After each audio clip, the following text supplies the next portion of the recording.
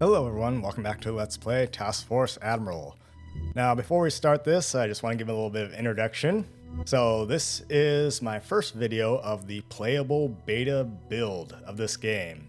So the previous version that I showcased, the content creators were provided by Dream Games with just a viewable slice of the game, as I call it. So we now have something to really sink our teeth into. We do not just control the camera in this one, we can actually play the game, at least a little bit of it.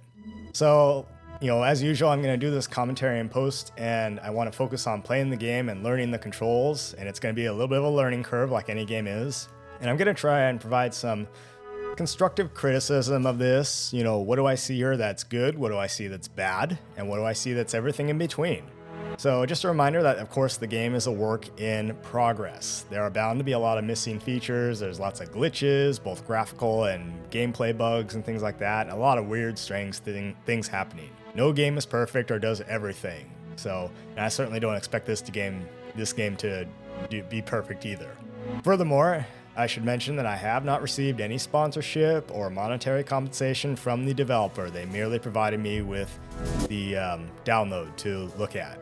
So this is the early access that I've been provided, and that's it. So I'm just going to be perfectly honest about what I see here, what is really good, what needs work, and everything, all that. So that's what we're going to do. Anyway, let's start it here now. All right, so we have scenarios. I'm just going to do the battle generator in this one. Just do a simple one. I'm not going to do the scenario in this one just yet. Alright, so we can change a couple of parameters here, how many carriers we have and so on. And note that as we change the parameters here, it changes the briefing. So in fact, let me pause it right here. And let's see. So I'm going to do this with one CV on my side. And again, you can only play as the Americans in this game. Even when the full game releases, you're only going to be able to play as the Americans. We got good skill. The threat axis will be to the north. The enemy has one CV, and they have similarly got good skills. The wind will be from the north, and there will be some cloudy conditions. So Coral Sea, May 1942, 0500 hours. You are in command of Task Force 17, centered on the fleet carrier USS Yorktown, currently cruising in the South Pacific with its air group composed of 24 F-4F Wildcat fighters, 40 SPD Dauntless dive bombers, and 15 TBD Devastator torpedo bombers, searching for an engagement with an enemy carrier force recently sighted in the region. Although actual combat experience has been lacking, I like how it says certain parameters are in bold here. The proficiency of your squadron is deemed adequate. Okay, well, I guess we can take what we can get. In line with the highest standards of peacetime training, their skills, honed over the past few weeks through relentless training in realistic conditions, will now be put to the test in combat for the first time. As they face a real enemy in the air, the upcoming engagement will be a true measure of their readiness and ability to perform under pressure. According to our latest reports, the enemy may currently be positioned to the north of your location and is aware of your approximate location. Exercise caution and stay alert for potential movements or engagements. The enemy carrier force currently cruising in the area is believed to be made of a single unit of unknown type. This presents an excellent opportunity to strike at the enemy with minimal risk. We anticipate light air opposition, allowing for a calculated attack with a favorable chance of success at a relatively low cost. Based on reports regarding enemy activity in the area, the skill of the Japanese airmen you are expected to face today is considered above average. What, not adequate? Okay. Japanese training has so far proven to be on par with our own. No, I'd say it's probably better. And your pilot should not underestimate the enemy's capabilities based solely on their previous battle experience. What battle experience? Well, it's May of 42, so maybe they have some. Expect a hard-fought engagement and prepare accordingly to ensure that you make full use of all available tactical options. Adaptability and vigilance will be key to overcoming this able opposition. The weather will be moderately cloudy throughout the day, providing intermittent cover that may help conceal movements and reduce visibility. This could work to our advantage, offering some protection from enemy sight. However, the cloud cover will also limit our ability to track enemy movements from a distance, so remain vigilant and adjust your tactics accordingly. Wind is blowing from the north. Consider its effects on your attack plans when conducting air operations. Your objective is to locate and destroy the enemy carrier groups while ensuring they do not inflict damage on your own forces. You are expected to retire by the end of the day, maintain discipline, stay focused, and prioritize the mission success within the given time frame. Note, the scenario will end at 2200 hours on day 1, and score will be calculated based on the final situation. Okay, so there's actual. I wonder if they're gonna add more parameters here, like how long you can make this this scenario.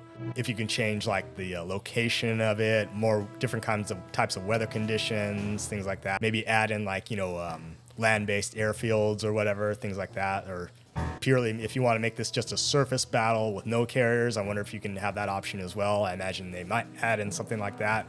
Again, I don't know, so we'll see. All right, let's continue on. Let's start the mission. All right, flag plot. All right, strategic map, 3D world viewer. They've changed these icons up here, so it's fairly. I think it's kind of nice actually. It's a bit easier to understand. Wow, and the horizon where the sun is looks a little bit. Meh. Graphically, it's kind of it is dark though. YouTube's gonna take a big giant crap all over this video, so you're probably looking at a pitch black center of the screen right now. I could barely see the carrier and the aircraft on the deck park right now. Okay, formation, defensive air operations. We can create combat air patrols here. Fighter direction. So here's the map. Order of battle. We have no aircraft aloft, so we don't have to worry about any air assets right now. Here's the Ouija board. Shows current operations on the deck, the missions and the plot, which we have none because we haven't set any up yet. Okay, what's that? Oh, okay, that's the mission log. I was wondering why the map here why is it pink? Why is it red? And I realized, oh, duh, the flag plot is it's rigged for red in the flag plot, so that's why we got these red lamps overhead. I'm gonna set up a search here. Put 3 SBDs. We're gonna send them north. Instead of using the plus and minus here, it'd be nice if you can click on the number and just punch it in on like the keypad or something. That'd be a little bit quicker. All right, so search 1 is now in the queue. And if you look at the bottom of the screen, that's the overall timeline for the air operations. So when it hits the blue, they're going to be starting to spot the aircraft at 0554. When it hits the red, that's when they start taking off. And I'm wondering why the squares up here in the top left, they suddenly went like you can't do anything with them. And I realized that I did not close out the air search clipboard over there on the left. I'll figure it out eventually.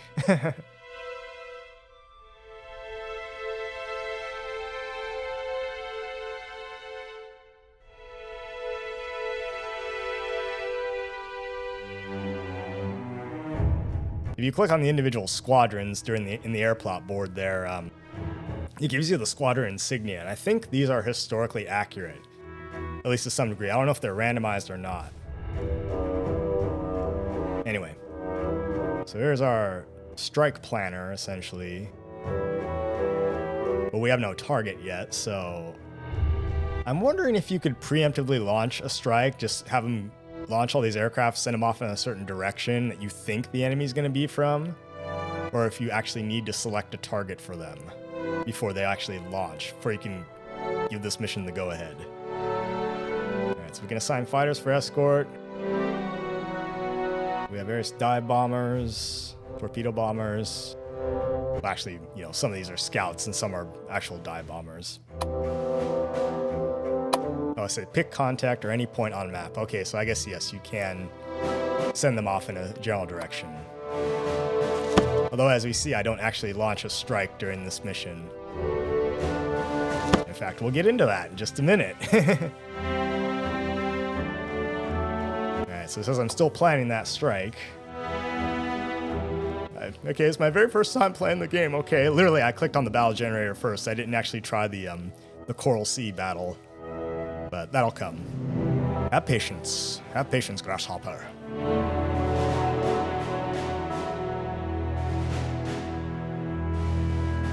I can't remember how to minimize what keystroke to minimize all the UI on the game, so you can just look at the 3D world without all this stuff on the edge of the screen. All right, we can change what's on the map. You can show the wind. That'll be useful. Contacts history, add waypoint, measure distance. Oh, there we go. All right, let's have them, have them turn north because they're going to have to head into the wind anyway. One thing I noticed is that the scale on the very bottom of the map, down there in the center, it's in kilometers. I don't know, was that accurate? I don't think the US military was really embracing the metric system until like the late 50s, I think. I mean, the Army was using clicks for kilometers, since I think like World War I, but the Navy, they were using like nautical miles and measuring things in feet and nautical miles and, depth and height, altitude and feet, things like that, speed and knots. So I don't know if that would be kilometers that should be kilometers on the bottom. I'm thinking maybe nautical miles or just miles or something. Anyway. So we have ship systems there on the bottom. I'm not sure what I'm supposed to be seeing here, but Yorktown, Captain Elliot Buckmaster. Yes, he was the historical captain at this time of Yorktown. I think he actually retired as a vice admiral, a 3-star. And he finally passed away in like the mid-70s or thereabouts, so. Anyway, I'm fast forwarding time here. You can go in pretty impressive time compression on this game, considering all the stuff that you can model on screen here. But when you're in the map here, you can really just zoom forward on the time scale here. You can really use the time compression because there's nothing for the game to graphically render other than the map. So, all right, we're coming up on the spotting here. Okay, spot starts just before 0600. Take off.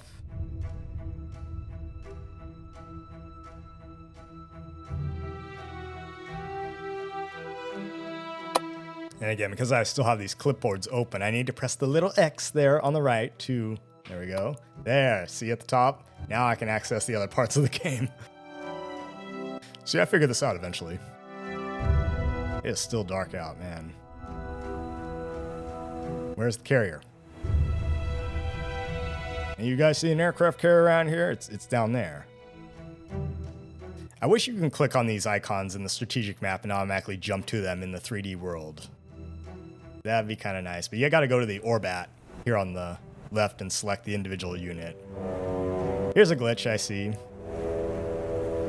Look at the shadow of the carrier. That's weird. It's kind of on the wrong side of the carrier if the sun's coming up from the east there. Why is this shadow of the carrier on the wrong side? Anyway. All right. Planes are spotted. They're ready to take off. We're going to launch those 3 SBDs.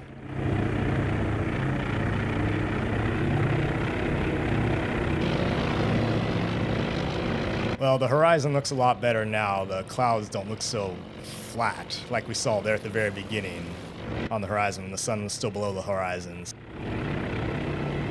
Again, kind of minor graphical glitches.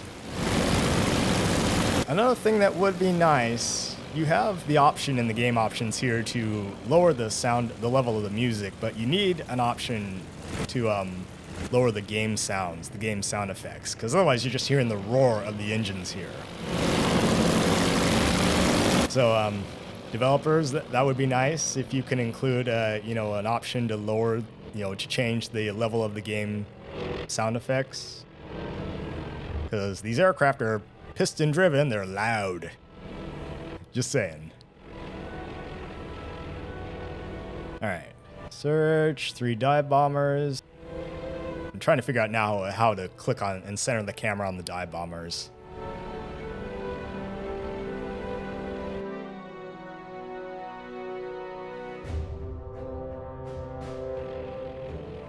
Another thing I noticed is that where did the tactical map go for the game? We have the strategic map and the 3D world map, but where did the tactical map go? The one with the little Fletcher Pratt war game models on them? Did they take that out or something? Did they find it to be redundant or something? Because I kind of liked it, even though you didn't do much with it, but it gave you a good view of the tactical situation. So maybe I'm missing something. Is it here somewhere in like the the fleet plot formation editor or something. I don't know. But like you guys put a lot of time into that, you know, it looked kind of cool. Anyway.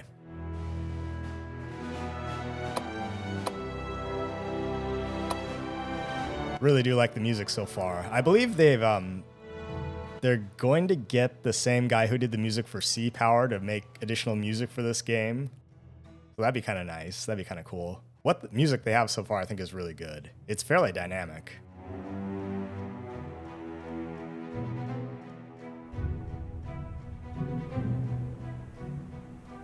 All right, I haven't figured out yet. I need to click, you know, on these plus signs. There we go.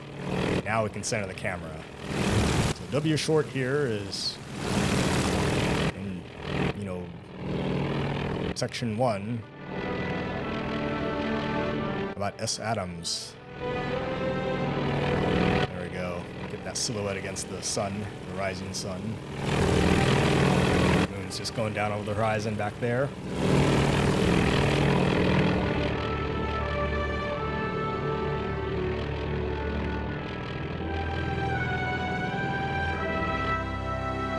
And the scale of this game and the level of detail they put into it thus far, again, just continues to amaze me. It's really impressive what they've done. And again, this whole game is literally programmed by one guy.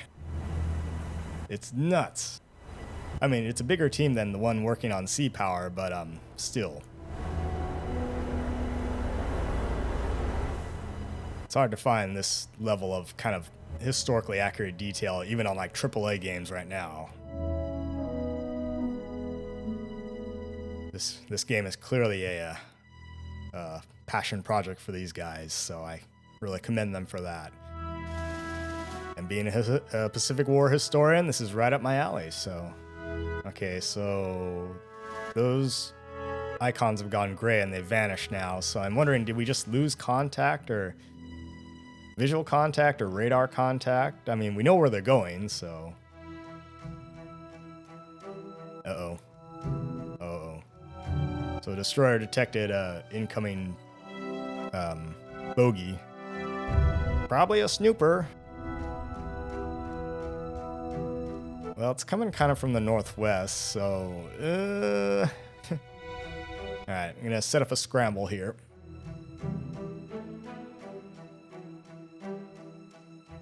So there on the bottom right, you see strike, search, and scramble. So I guess those are other ways to set up quick air missions, you might say. Okay. Awin, you detected on a radar, but can you see anything?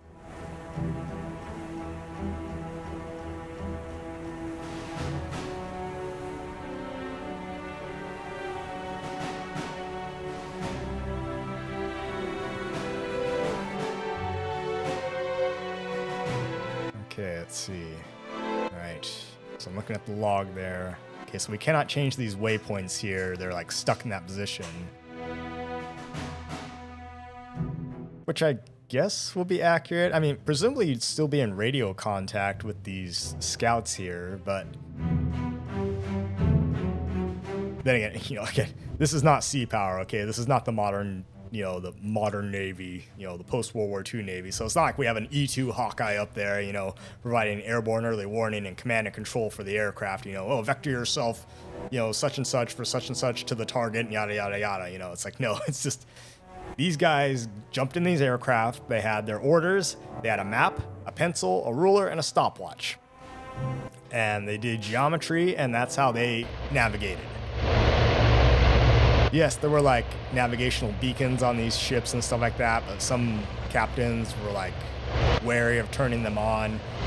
Some of the pilots didn't even know how to use the direction finding, you know, equipment on their aircraft, so they would often sail off into the sea, you know, and they would get lost and they would never return to the carrier. It's like, oh, I thought the carrier was going to be here, and it turns out they're just hopelessly lost, you know.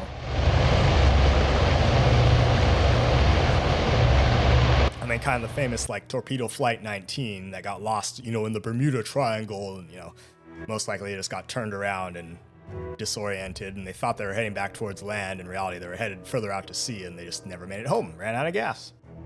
All right, scramble is up. Scramble number 3.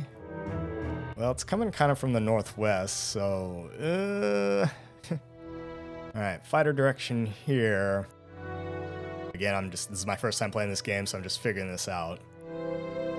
So all those things at the bottom there are actually blanked out because, I guess, I figure, what does it mean, FDO in charge? Like, FDO is fighter direction officer, but I guess when you have that box checked, FDO in charge, it means that the fighter direction officer is purely, the AI is purely taking over the defense of these things. So yeah.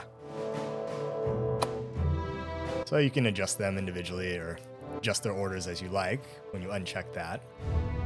But I'm gonna let the AI do its thing because I'm also kind of curious how the AI handles the game. If it's everything the developers, you know, programmed in and more.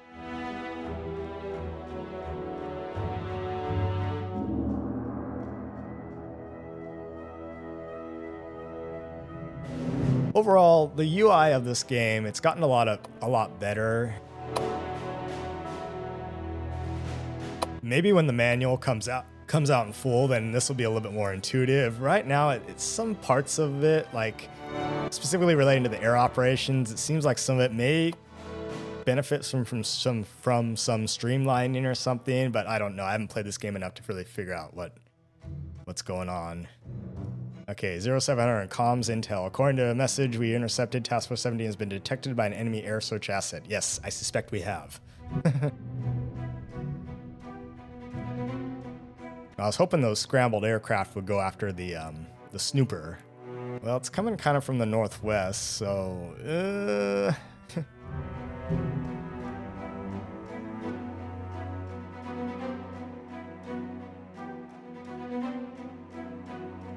All right, 5,000 feet, 250 knots. I'm going to create another search here. I'm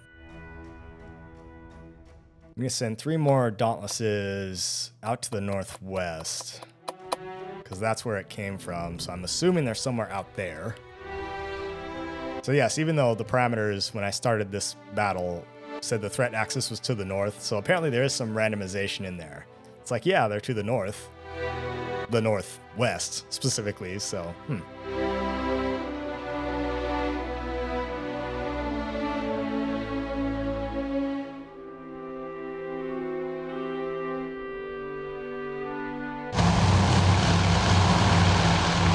Alright, so Fenton, you're searching for a target. Those are information.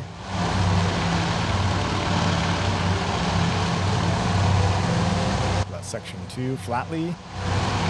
You are not taking off. No, okay, there we go. It hasn't updated yet. And you guys are not on deck. You're definitely in the air. The order of battle is a little bit delayed there. Okay, we're spotting search number 4.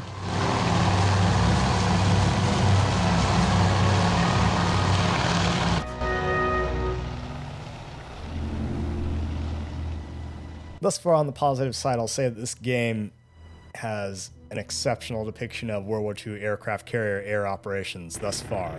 At least to my knowledge anyway, from what I've read. This is pretty much a given, I think, because it's essentially the core gameplay mechanic. You're a carrier task force admiral, so...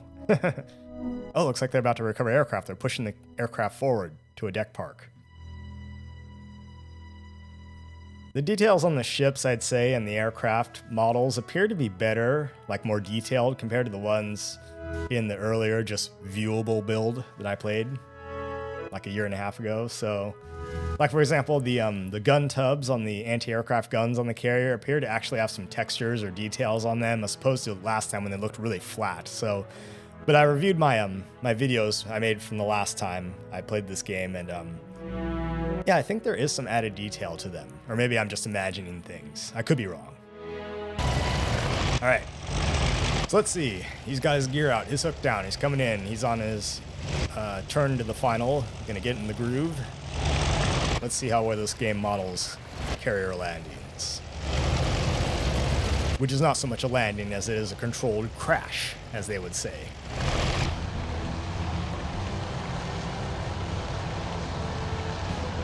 Namely, I want to see if the hook actually catches the arrestor wire. Here he comes.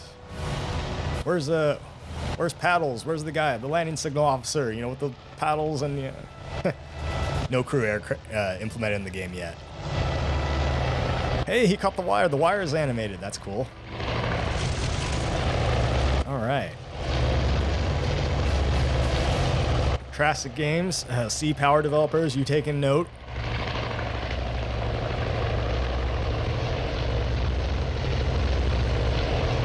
Oh, wait. Oh, his wing is clipping through the island there. That's a little bit of a glitch. You lost about half your wing there, buddy.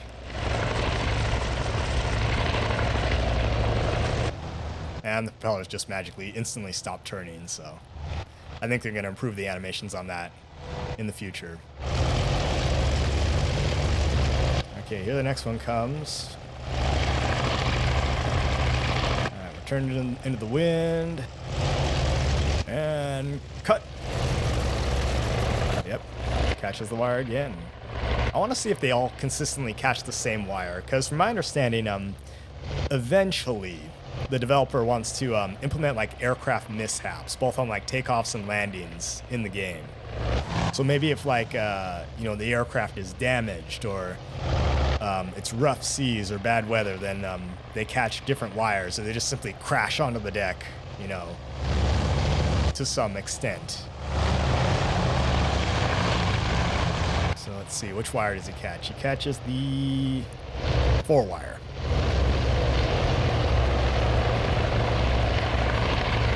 Okay.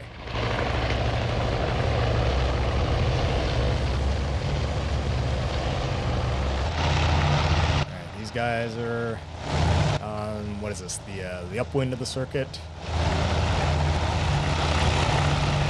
That's a cool shot. Okay, this is Flatley. Any relation to James Flatley? Oh, hey, he peels off. Okay, very cool. So he's on the crosswind. Turn into the crosswind, headed to the downwind. Hasn't put his gear out yet, just his hook. So if you don't know, James Flatley was a famous naval aviator, particularly, you know, just after World War II, he landed a C-130 on USS Forrestal, you know, a big, huge cargo plane. He's like, yeah, I could do that. Alright. Alright, Flatley, let's see your landing skills. Which wire do you catch? And he... Okay, it's the 4 wire again. Yeah, again, I'm wondering if they're going to implement aircraft mishaps on the carrier, like, are they going to catch different wires? Are they going to just, you know, in bad weather, or if their aircraft is damaged, are they just going to, is there some possibility that they'll end up just smashing down onto the deck, destroying the aircraft, or maybe it'll just be kind of a bumpy landing, but they'll just make it or something? Is there going to be some random variability in there? All right. We have an unknown task force up there. We've found them. Our scouts report a new unidentified surface force bearing 140 range, 117 miles. Let me guess who it is. And we've got aircraft coming at us. Alright, let's get our strike ready. Yes, alright, surface force bearing 145. Okay, let's get dive bombers and torpedo bombers. Realistically, I should have put some escorts with these. And pick target. You. Okay, contact 0014. Mission, alright. Yep, that's what I want. 1 CV, 1 destroyer, and 2 small, 2 large. Okay. Let's see. Desired takeoff, standard time, normal departure. Yes, offensive power. Now, over there on the right, I think I should have pushed green light on that clipboard over there on the right to actually confirm that's the strike I wanted, so. But we got aircraft coming at us, so I wanted to scramble some more fighters. And I wonder, is there a way to, maybe I'm missing it, but is there a way to recall like a search. Like these first 3 Dauntlesses we sent up north in Search 1, like you're no longer needed. We know where the bad guys are. So maybe I'm missing it. Is there a way to recall them? I mean, according to this chart, you know, they should be headed back currently. I don't know. Is there a way you can actually recall something? I know there's a way you can cancel a strike or a search or any aircraft operations before they leave the deck. But when they're underway in flight, can you recall them back to the boat? It's also worth noting that those icons, those little circles there for those search planes, that's where we think they are, where they should be anyway. It doesn't mean that that's exactly where they are. Because again, a big thing of this game is carrier aircraft operations, so just because this contact report came in at the time doesn't mean that that's exactly where those ships are going to be. From my understanding, once they are spotted, the enemy ships will start maneuvering randomly. So they could be anywhere, you know, within a certain radius. So again, more variability has been built into the game, so to make sure no game plays out the same way, you know, twice. All right, we got aircraft coming at us. Let's get these aircraft in the air.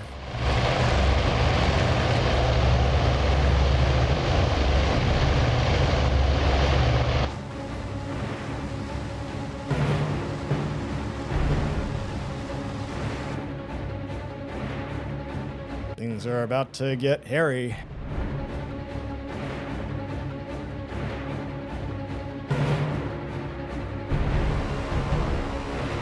Engage the enemy aircraft. Enemy raid en route to our position, bearing 12. Range 84 miles.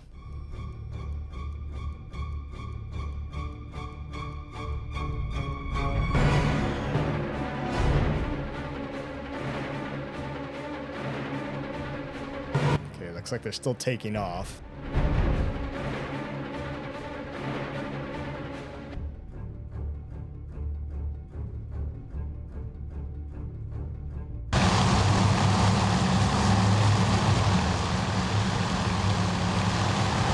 Searching for a target.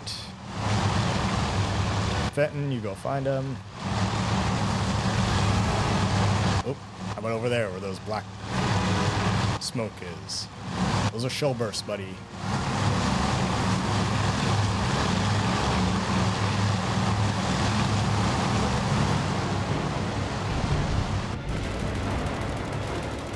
Okay, Astoria is engaging. Those look like torpedo bombers. They're coming in shallow.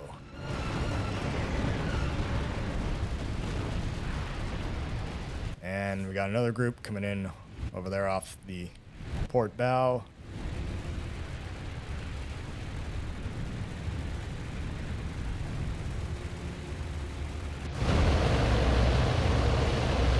All right, time to get those airplanes in the air.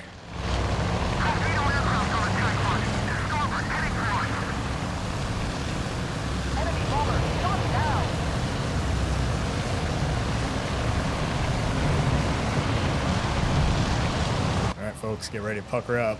Torpedoes are incoming. Let me see if I can click on it. I've just paused the game here, so yep.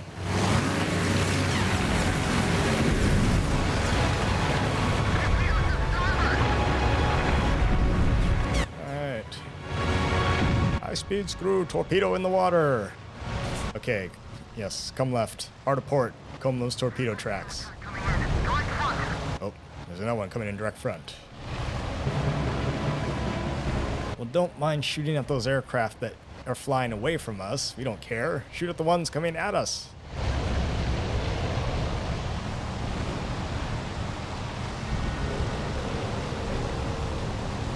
Okay, there's the torpedoes up there.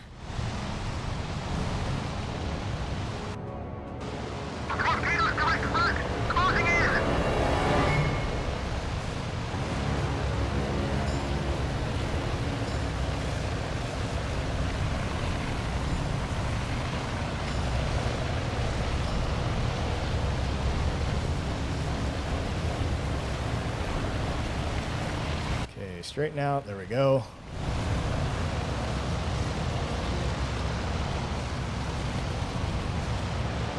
Enemy bomber down in flames. What's going on there? Okay, he's engaging. And boom. There's another known glitch. The aircraft have a tendency to collide with each other in midair with no damage.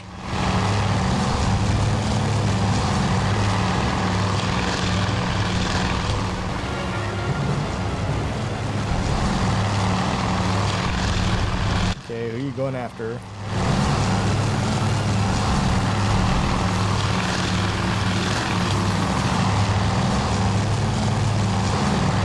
Ooh, something splashed there. Oh, wait. Oh boy. Ooh, dive bombers. And our deck park on... Oh, and the forward flight deck got schwacked. Well, we got some holes in the flight deck. I don't think we're going to be doing much air operations from now on.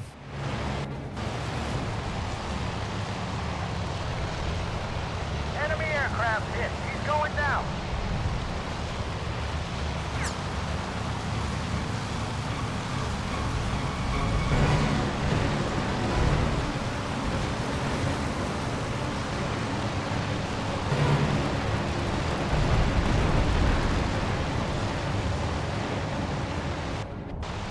Enemy bomber down in flames.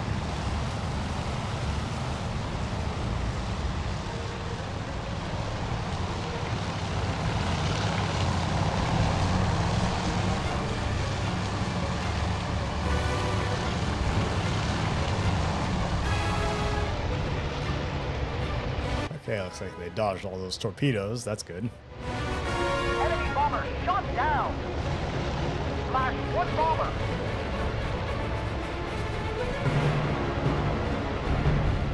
Okay, so let's see. So it appears that those green dots there on the left show the more full they are, the more that system is operational. You can click on individual systems there on the bottom to see how damaged or disabled they are. And over there on the left, the damage, the fire, and the flooding, I guess the more that those circles increase, then the more serious that damage is. And you, sir, are about to have a collision with a carrier, which recently happened, I think, to the Harry S. Truman. She collided with a merchant ship off, like, Egypt or something. Yes. Turn to starboard. Go behind the carrier. There we go.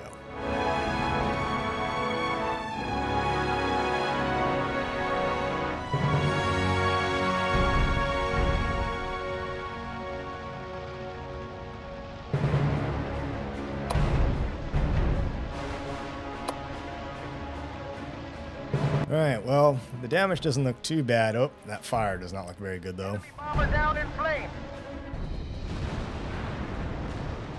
Well, good news is we have no flooding, so no damage below the waterline. But we got a pretty serious fire there on the bow.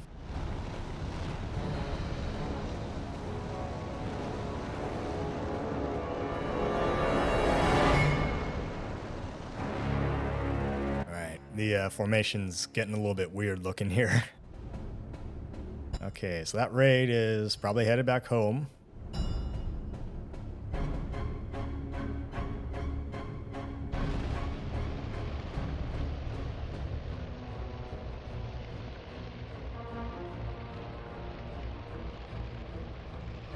Note that there's nothing else in my air order of battle, so apparently those fighters that I scrambled, they're no longer there.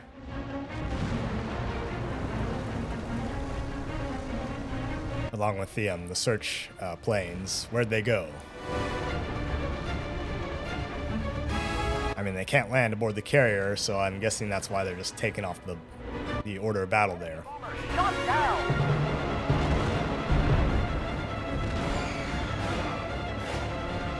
So yeah, all my search planes are gone, all my scrambled fighters are gone, so I think they're pursuing the enemy planes.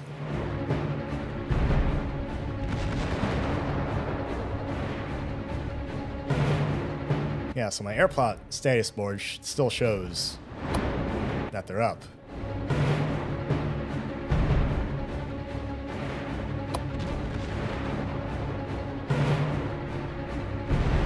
So one thing I've noticed is that you don't really seem to order the fighters specifically what aircraft you want them to attack. I guess you just kind of leave it up to the AI. So this is, in a way, it's kind of different from the way Sea Power handles it, where, you know, you set the different ROE, like hold fire or, you know, weapon sphere, whatever, for the aircraft, and just let them do their thing. But in this one, it's purely up to the AI, it seems. So it doesn't seem like you have that kind of granular control of aircraft in terms of telling them what you want them to attack. In the case of the fighters, it seems to be left up to the FDO. I don't know if there's going to be more granularity in the strike planner or something. I'm not sure. Ooh, we lost some aircraft over the side.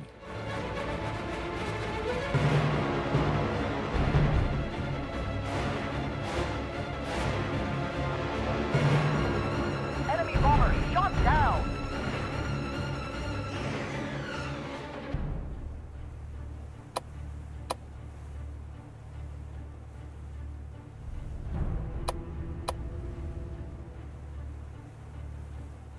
Okay, well, yeah, the radars are good. The ammo lockers are good. All this stuff. Hangars. Okay, some of our hangars and elevators are damaged or destroyed. Not good.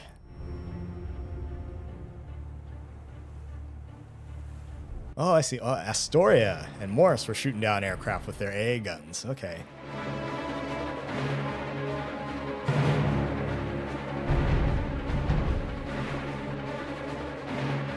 Oh, look, another strike coming in. Bomber shot down.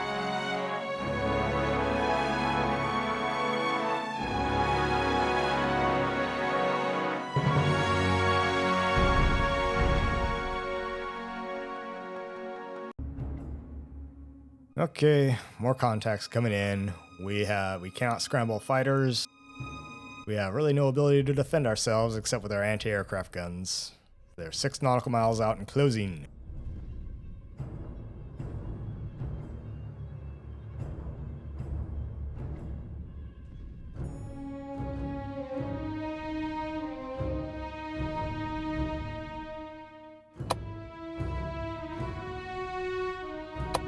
Alright, well, looks like the fire's been put out. That's good. A couple of those systems icons are grayed out there on the bottom for Yorktown because she doesn't have torpedoes. And the other one is... I can't remember what the other one is, but yeah. So yes, naturally she wouldn't be able to... You look at torpedo systems, there are none. Alright, fire's out, but we got holes in the deck.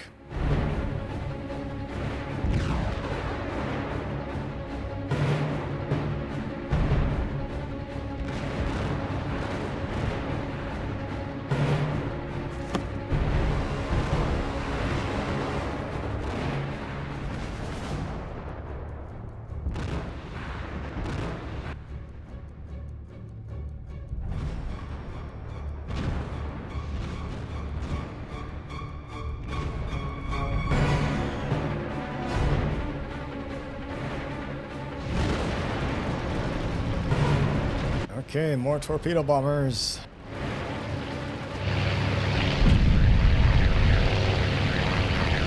Got all that bassy boom of the anti-aircraft shells exploding nearby.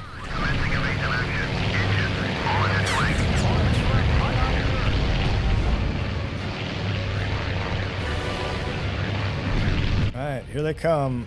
Oh man, they're attacking directly astern of us.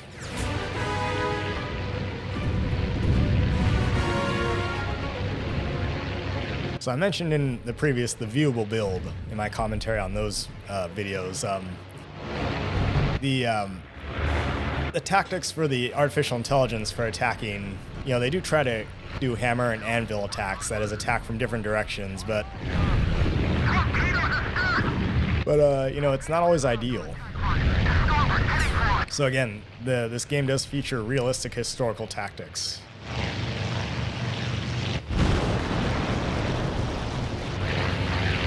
And these guys are flying right over that cruiser. Yep, so the torpedo bombers split up. They try to attack from different directions. That one group just happened to attack from astern. This group's attacking from the starboard side.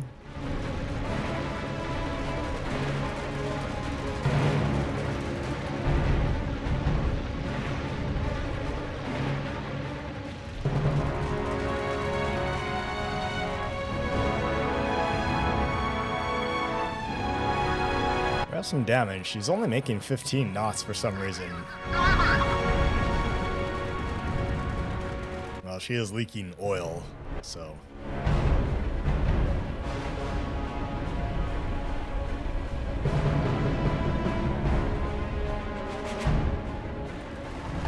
Okay, she might have got lucky and dodged those torpedoes. Wow. But I don't think she's gonna dodge these ones. Here they come.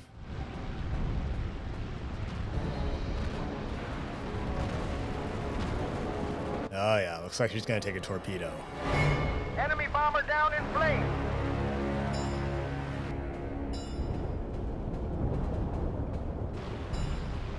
Yeah, here it comes and... Wait, what? What happened? That should have hit her. Well, we haven't appeared to incur any additional damage from that torpedo. Maybe it was a dud. Or maybe it passed underneath us, but I don't see the trail on the other side of it. Oh, never mind. Here come the dive bombers.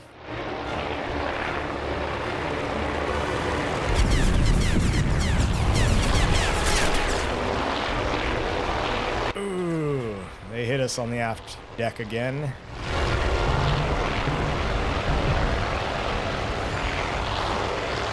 Oh, darn. I just put out those fires, God. And one hit amidships as well. Ooh, look at our steering over there on the right side. It's knocked out.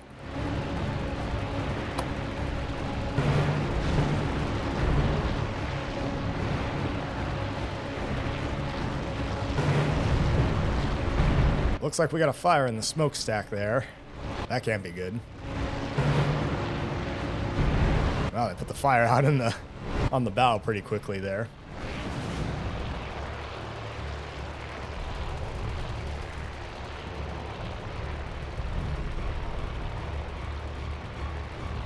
Okay, moderate damage. Yeah, the hangars and the elevators are shot. We can't do anything anymore. Not with this carrier.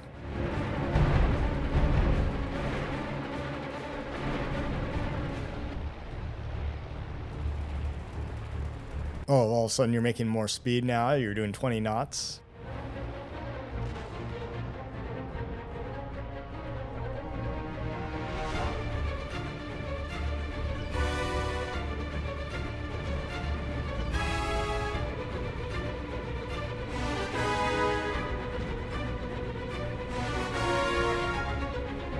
Yes, we can no longer do air ops. Our steering is thrashed. I think the rudder's jammed. We're just turned around in a circle here to the left. Yeah. So all the carrier can do now is just inscribe a big circle in the water. It's doing NASCAR. It's just doing a left-hand turn.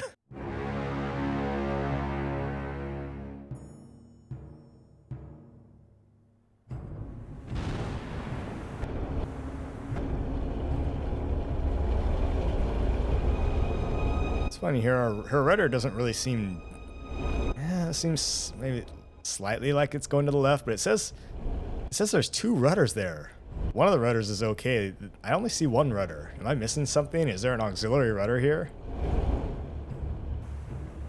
Well, in any case, I tried saying another waypoint and it's not doing anything. So this carrier is just going around a big left-handed turn. And And now it's about to collide with a ship. Watch out for that destroyer.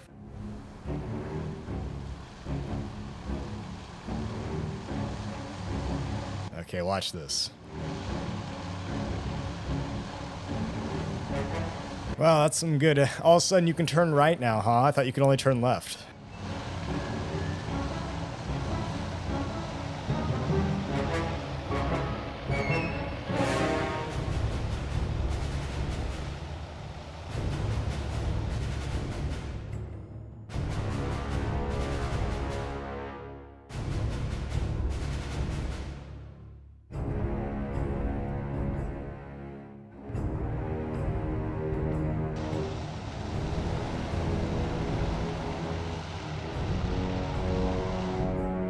This doesn't look too good either.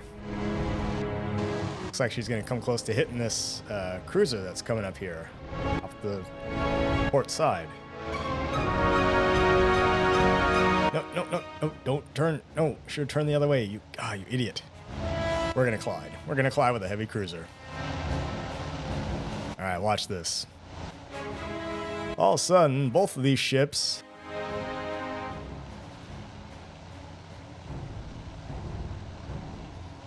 they don't quite hit, and wow, that is some impressive maneuverability. Wow, this aircraft carrier can turn on a dime. Look at that. It literally did like a 90-degree turn in like half a ship length. I wonder if they're going to model damage from collisions between ships, because we can demonstrate that yes, it can happen, but maybe it's not implemented yet. That is, I've never seen a 25,000-ton aircraft carrier turn that sharply, let me tell you. That was very maneuverable considering our rudder is shot. Alright, well anyway, these aircraft are overhead and they got no place to land now, so you're just going to have to ditch in the ocean. Alright folks, well that's going to do it for this random battle. Did not exactly go as planned. The carrier was knocked out, essentially, hors-day combat, and we got no steering, we've got no flight deck. At least the fires are out, and at least we have no flooding, but yep, we're not going to be doing anything. In fact, the carrier is just circling around here. All the other, the escorts have literally left it behind. Alright folks, well that's going to do it for that video of Task Force Admiral. I hope you enjoyed it. I look forward to learning a lot more about this game, and I think what we have in here is a really good piece of a playable demo here. So previously I was cautiously optimistic about, what this game was going to be and how it was going to play, but from what I played so far, I've gone from cautiously optimistic to very optimistic. I think the developers have put a lot of hard work into this game. I think what we have here is something that's very promising. It's not perfect. There are some glitches. There are some weird behavior from the aircraft and from the ships, and some occasional artifacting in the graphics. But other than that, I'd say what they've got so far is a really good slice of a playable game. I look forward to seeing more and seeing how this develops as time goes on. So see you guys for more Task Force Admiral in the coming weeks and months.